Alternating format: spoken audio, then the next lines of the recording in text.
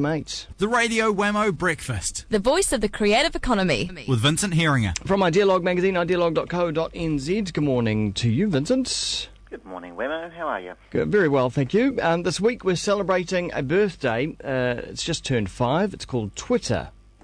5 years old. Who would have believed it? Yeah. Very fast. The same age as Idealogue, actually. Not quite as old as Facebook, though, is it? No, Facebook's is just that little bit older. But I think for a lot of people, Twitter has just been, really has been the last year or two that they've discovered Twitter. And so to hear that it's 5 years old is kind of surprising. Yeah, I can't say I'm an early adopter. I think I got my account in 2008. Yep, yeah. 2009. Yeah. Yeah. But what a phenomenon. And quite interesting to contrast it to Idealogue, which we founded with 3 guys, Twitter, in 2007, so 2006. This was founded by 3 guys in 2007. Now we have 15 employees, well, 45 employees actually, if you count the new company. They have 400. And we have about 10,000 customers. They have 460,000 customers every month. Crikey. New customers. But you are both worth a few $1 billion, right? Absolutely. Yeah. Absolutely. Average number of tweets sent per day is 140 million. Isn't that incredible? It's huge. I mean, to think that, and the birth of it is terrific. We had a journalist in Singapore who was doing a story, and she was at a bar and turned to the guy next to her, because being a journalist, she's insatiably curious. Yeah. Turned to the person next to her and said, "And what do you do? And who are you?" And he turned out to be Biz Stone, one of the co-founders of Twitter. And so she said, "Don't go anywhere." And she rushed and got her notepad and camera and took a photo of him and interviewed him. And his story was fantastic, actually. They were, all 3 of them had worked previously in social networking kind of environments, and took some time off and spent 8 days writing code for Twitter, thinking it was a kind of a logistics thing for tracking freight. Yeah.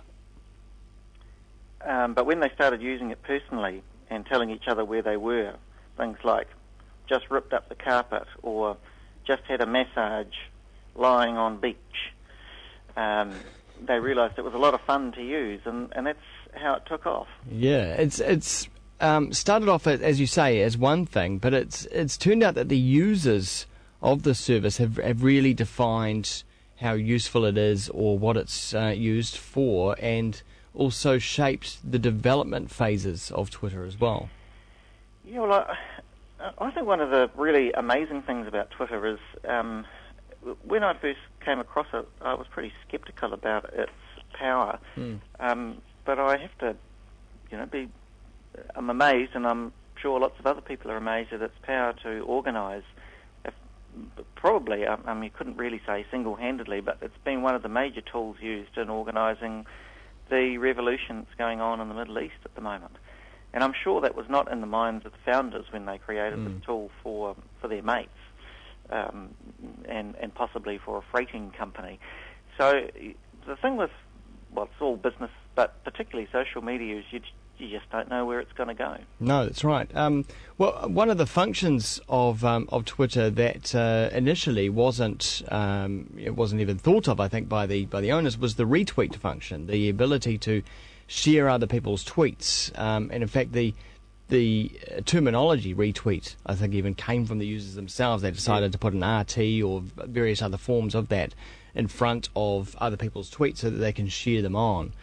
And I don't think Twitter initially realised that people would be sharing other people's useful tweets and spreading information, particularly breaking news, as like people have. I think one of the first demonstrations of that was the was it the downed aircraft in New York in the river That's there? right. Yeah, That's which right. went like wildfire. Yeah. And was the first time that people saw the power of Twitter as a news distribution platform.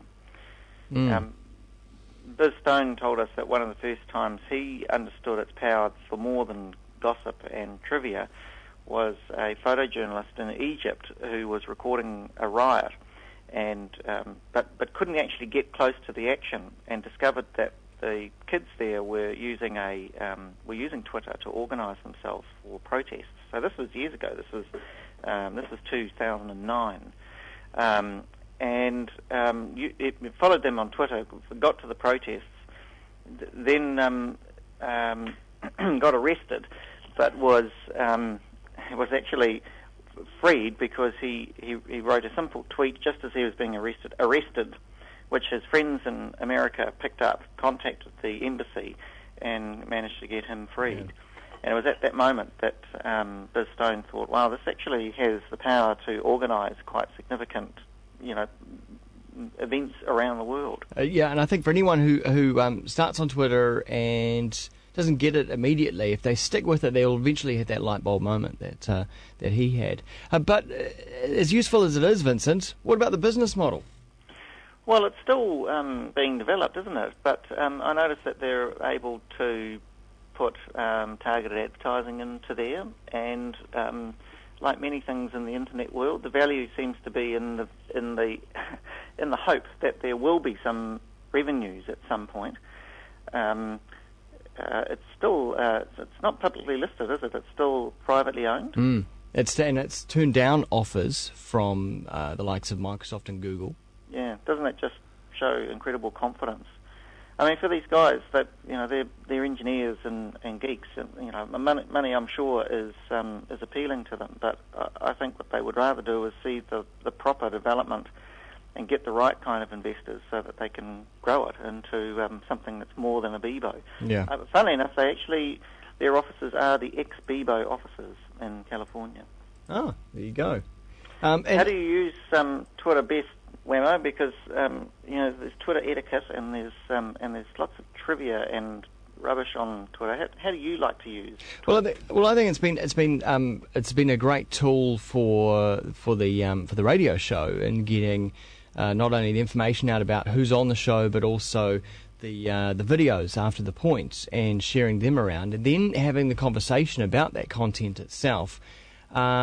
And also, I'd say that would probably be second to absorbing and sharing news from around the world. Yes. Yeah. Actually, I think it's the absorbing and conversing about current issues that would probably be the top of the list. Yeah, I think the real moment came for me on Twitter when I was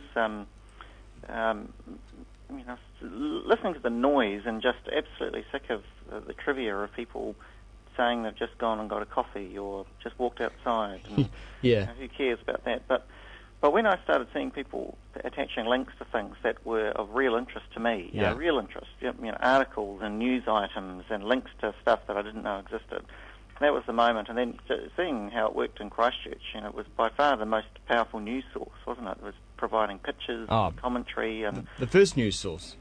Yeah, absolutely. Anyway, 5 years old this week, Twitter.